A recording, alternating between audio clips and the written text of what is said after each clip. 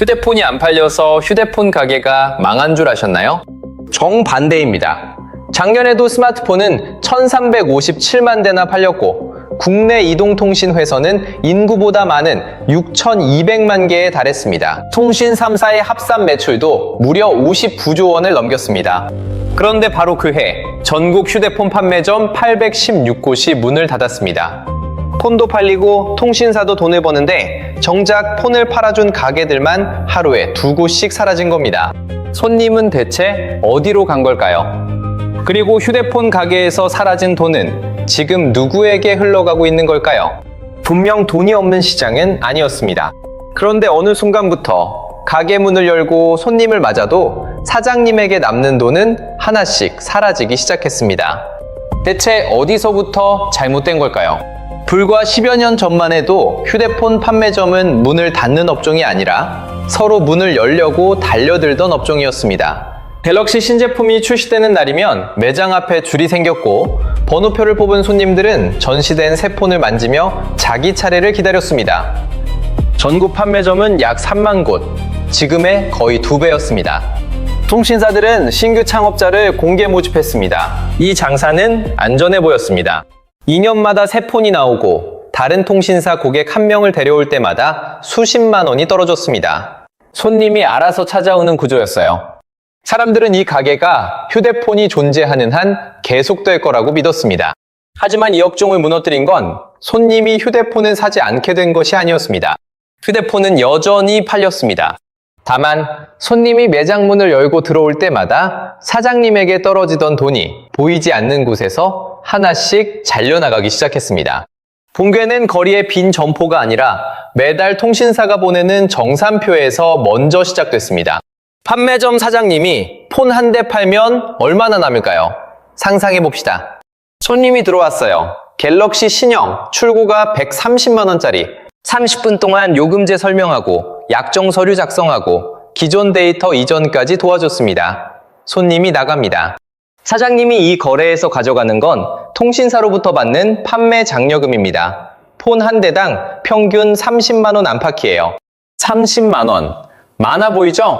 한 달에 폰 30대를 팔면 900만 원이 들어옵니다. 그런데 서울 역세권 임대료만 월 300만 원 안팎이고 직원 한 명 인건비가 250만 원, 수천만 원어치 재고 이자까지 나갑니다.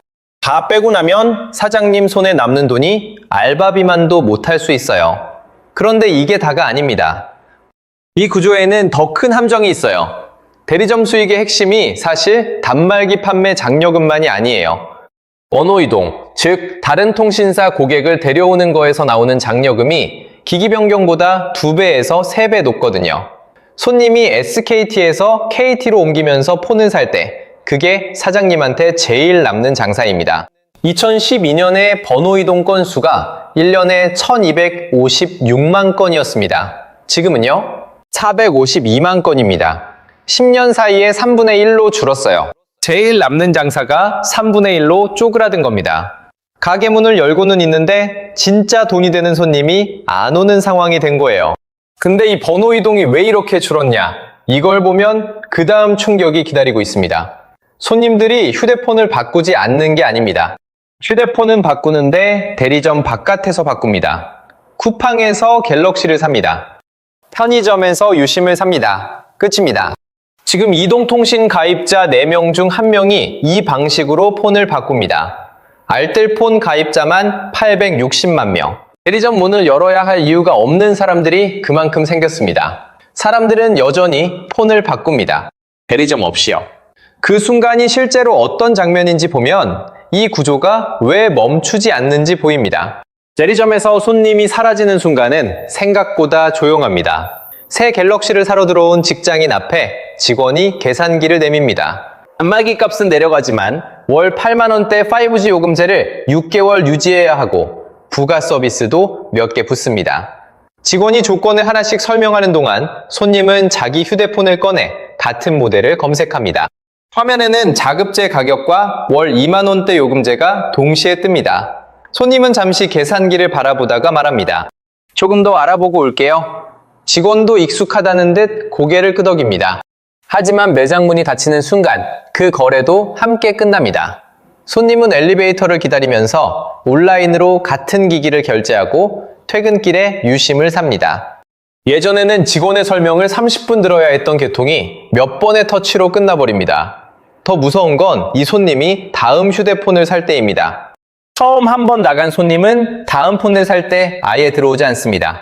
그런데 대리점을 건너뛴 사람들만 문제가 아니었습니다.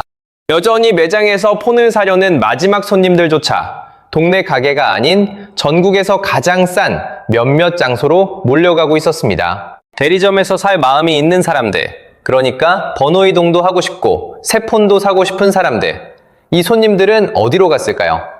가까운 대리점으로 갔을 것 같죠? 아닙니다. 온라인 커뮤니티를 보면 이런 게시글이 있어요. 새벽 1시에 올라온 글. 오늘 성지에서 갤럭시 X 35만 원에 개통했습니다. 댓글이 200개 달립니다. 어디요? 주소 공유해주세요. 저도 내일 갈게요. 성지라는 게 있어요. 할인을 엄청나게 해주는 판매점을 그렇게 부릅니다. 주로 테크노마트, 신도림, 영등포 같은 곳에 몰려있는 대형 판매점들이에요. 동네 대리점에서 95만 원 부르던 폰이 성지에서 65만 원입니다. 30만 원 차이. 사람들이 반차를 내고 1시간 넘게 이동해서 30만 원을 아낍니다. 그게 일반화됐어요. 이상하죠? 어디서 사든 폰값이 비슷해야 한다는 법이 11년 동안 있었거든요. 그런데도 동네 가게와 성지의 가격차가 30만 원이 났습니다. 왜냐면 성지는 규모가 달라요. 하루에 폰을 수십, 수백 대 팝니다. 물량이 많으니까 통신사로부터 더 좋은 조건을 받을 수 있어요. 그 차이를 손님에게 나눠주는 거예요. 동네 소형 판매점은 따라갈 수가 없습니다. 물량이 안 되거든요. 그러면 그 법이 2025년 7월에 폐지됐잖아요. 이제 보조금 경쟁이 자유로워졌으니 동네 가게도 기회가 생기는 거 아닐까요? 정반대입니다. 망통법이 폐지되자 쿠팡이 직접 자체 마케팅비를 투입해서 보조금을 뿌리기 시작했어요. 11번가도요. 온라인 대형몰들이 직접 뛰어든 거예요. 동네 소형 판매점은 이제 성지랑만 싸우는 게 아니라 쿠팡이랑도 싸워야 합니다. 쿠팡이랑 가격 경쟁을 할 수 있는 동네 가게가 전국에 몇 곳이나 될까요? 이 구조에서 빠져나올 방법이 있었을까요? 판매점 사장님들도 그 답을 찾았습니다. 그런데 그 답마저도 막혔습니다. 사장님들에게 마지막 통장이 하나 남아 있었습니다. 폰을 못 팔아도 버틸 수 있는 통장이요.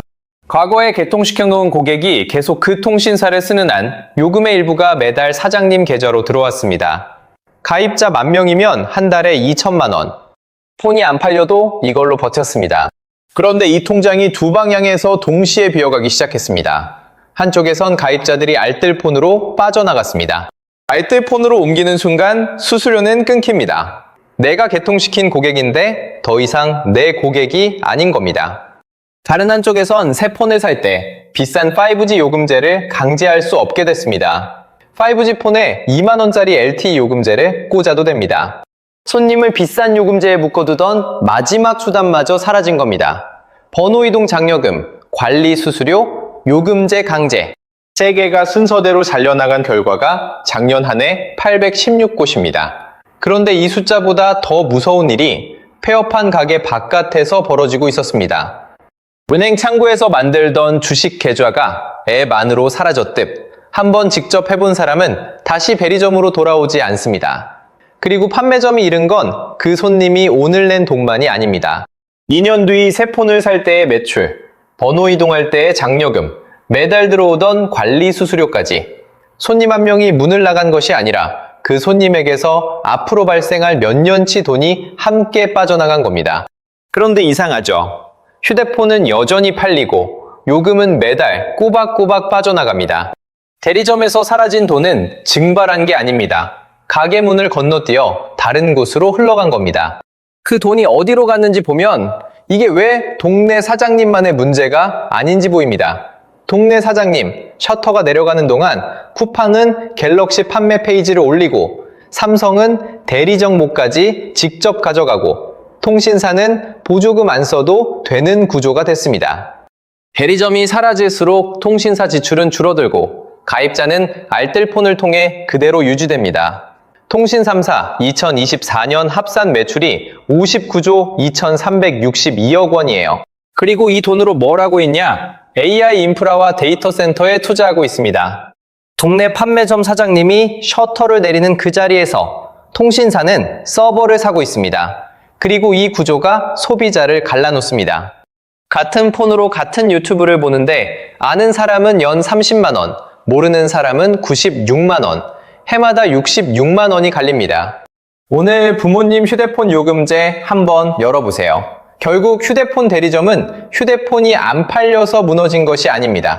거대한 산업이 다음 단계로 넘어가는 과정에서 돈이 흐르는 길 밖으로 밀려난 겁니다. 오늘 집에 가는 길에 휴대폰 가게가 있던 자리를 한번 보세요. 간판이 꺼져 있다면 그 가게만 사라진 것이 아닙니다. 우리가 휴대폰을 사고 돈을 내던 방식 하나가 통째로 끝나고 있는 겁니다. 사라지는 산업의 다음 장면도 계속 추적하겠습니다. 구독해두세요.